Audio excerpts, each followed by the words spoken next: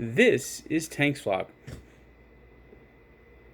April 24th, 2019, wrapping up today in sports.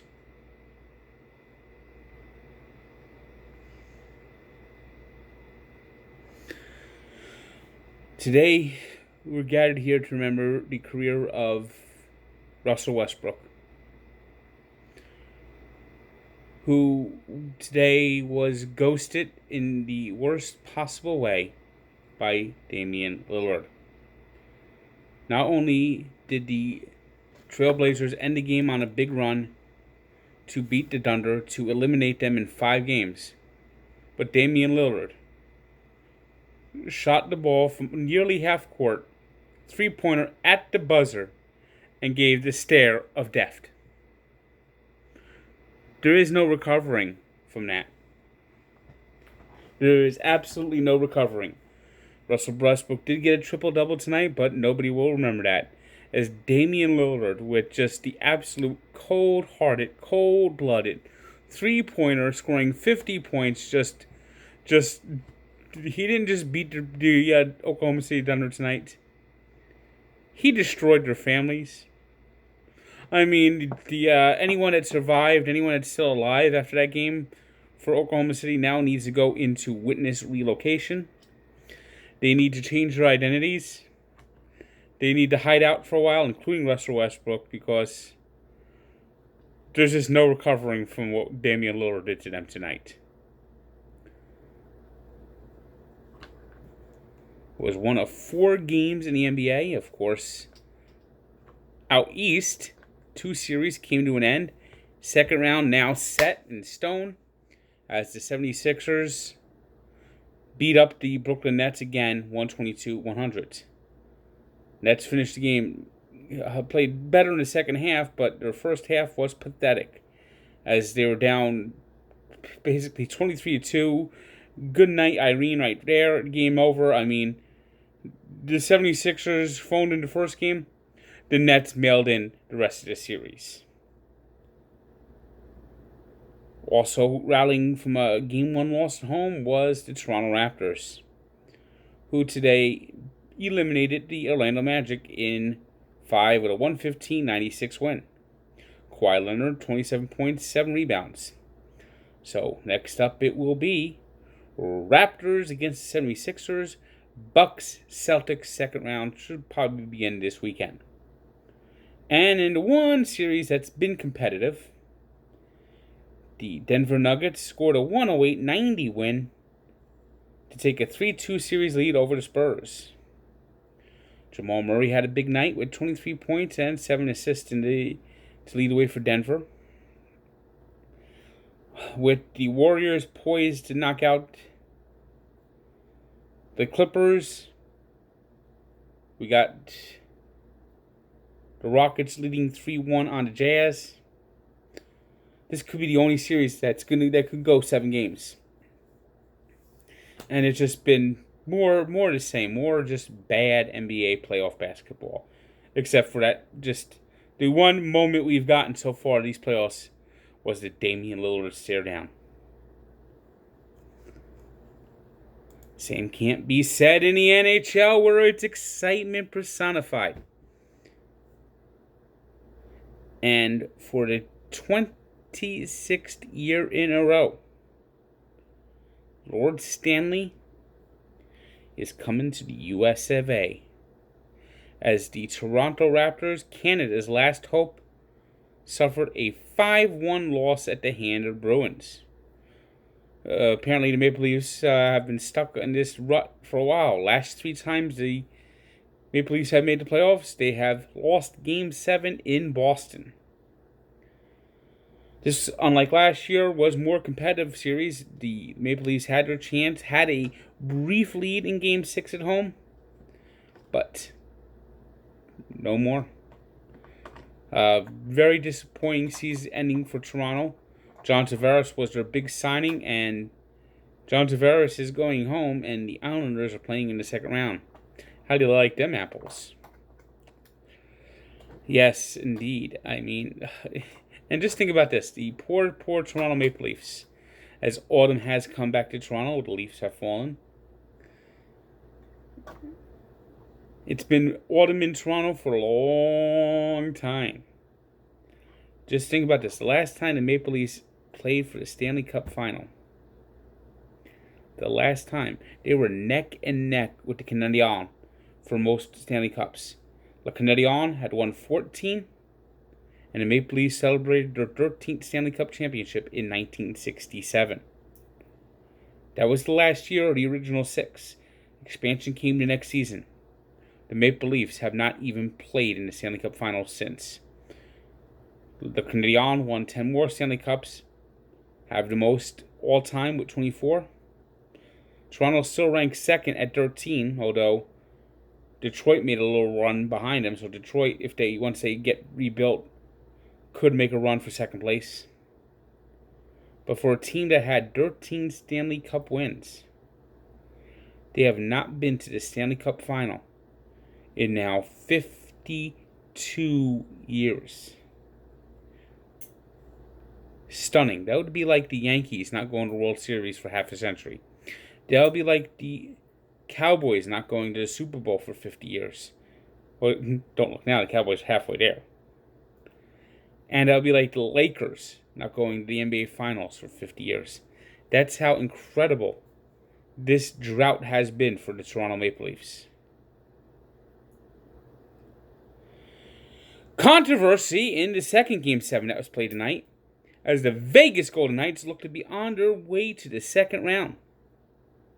Playing in their first ever Game 7, of course, the Golden Knights last year were the Cinderella Darlings, expansion team that played in the Stanley Cup final. Had a 3-0 lead middle of the third period, and Cody Easkin, who had a controversial goal early in the game, delivered a cross-check to Joe Pavelski. Pavelski went flying. The refs overreacted, completely over. This was not that bad a penalty. Pavelski just landed awkwardly. Of course, Pavelski didn't return to the game, probably a concussion. And they hammered Eakin. They gave him a 5-minute major. And was on that 5-minute major. The Sharks scored not 1, not 2, not 3, but 4 goals to take the lead. Things are going crazy in San Jose. Jonathan Marchessault would tie the game, but in the end, it was the Sharks on a goal by Barclay Goodrow, winning the game 5-4 and advancing to the second round to play the Colorado Avalanche. The entire Western Conference playoffs have been upside down. And in the East, the Boston Bruins so far are the only favorite team to advance to the second round. Now we have one more Game 7 on Wednesday. Defending champion Washington Capitals take on the Carolina Hurricanes. So far, the home team has won all 6 games in this series. If somehow the Hurricanes win that game, that would mean all 4 wildcard teams advance and all 4 division winners go home. Unprecedented in the NHL playoffs. Baseball, and the Mets played a beautiful game. A masterpiece. Zach Wheeler was wheeling and dealing. Struck out 11. Got a double that led to the first 2 runs of the game. Then, later in the game, hits his first Major League home run.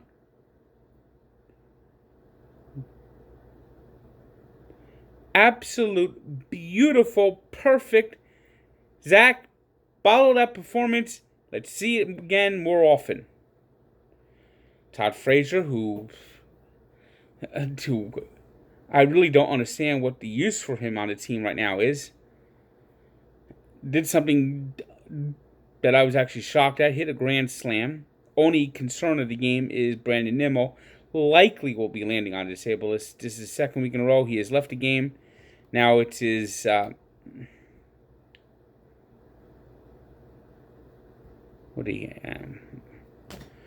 He's hurt. Oblique. That's what's hurt. He's hurt his oblique. And Mets should probably put him on a 10-day disabled list at this point. I have to give major props to Jacob Brame, who after seeing teammates hit all weekend long, seeing two players get hit last batter of the game, buzzed Rhys Hoskins. That's all you have to do. You don't have to hit them. Buzz them. Buzz them, damn it. And of course, almost started a fight, but that's perfect. Brilliant. Thank you, Jacob Brame. Of course, Jacob Brame is the best player to do that because Jacob Brame is not an important player, so if he gets suspended, nobody's going to miss him. Ding, ding, ding. Ding, ding, ding, ding, ding, ding, ding, ding, ding. Oh, they won the World Series,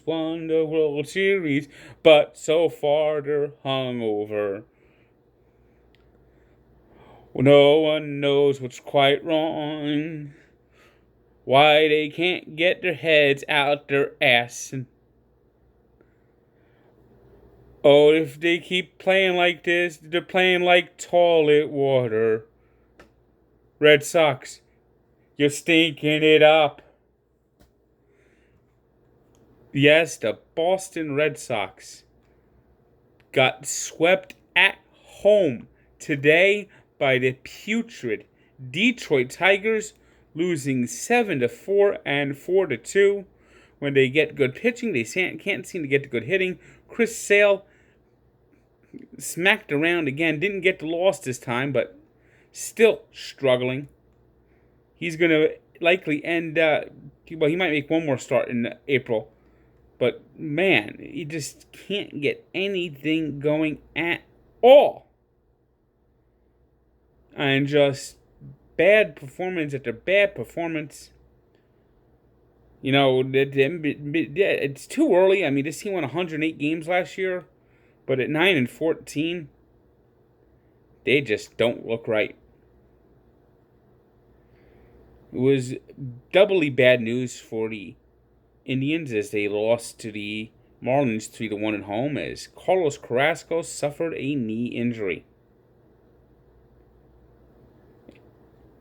Down south in Ohio, it was Yasiel Puig hitting a 2-run homer in the first inning,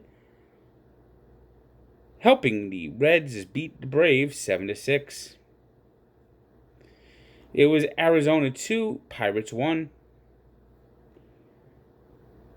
Orioles ended their losing streak, smashing the White Sox 9-1.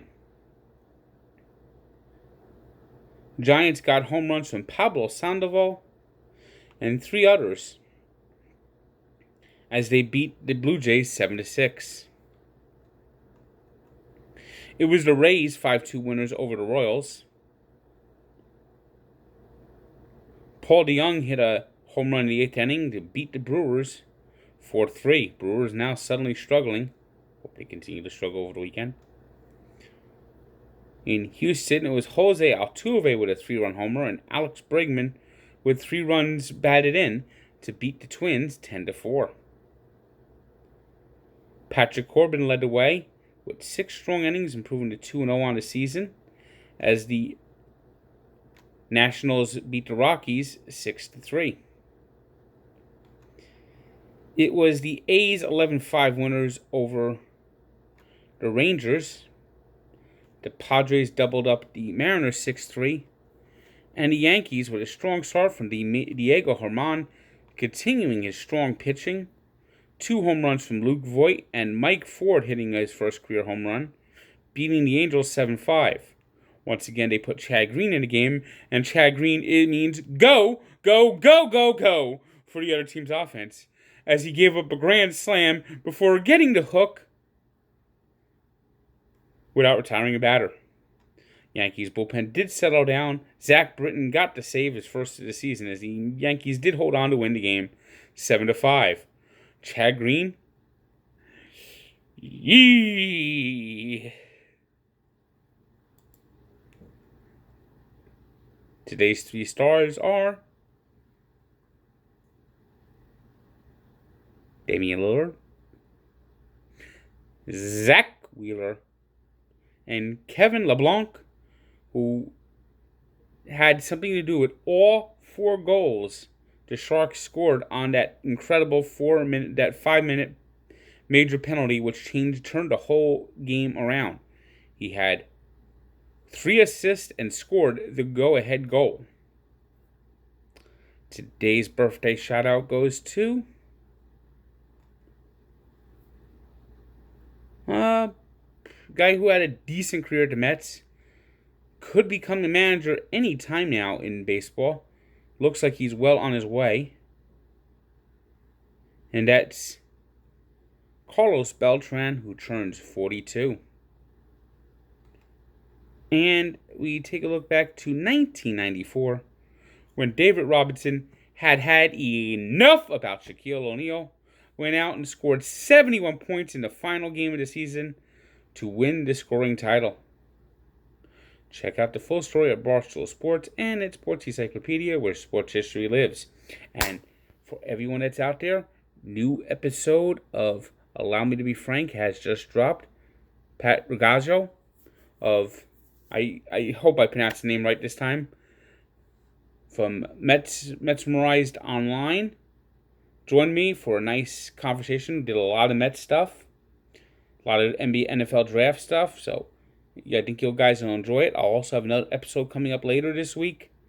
So I'm getting back to the podcast. I'm going to be doing a lot of episodes. I'm also going to be doing it with different people. Let me know how you like them.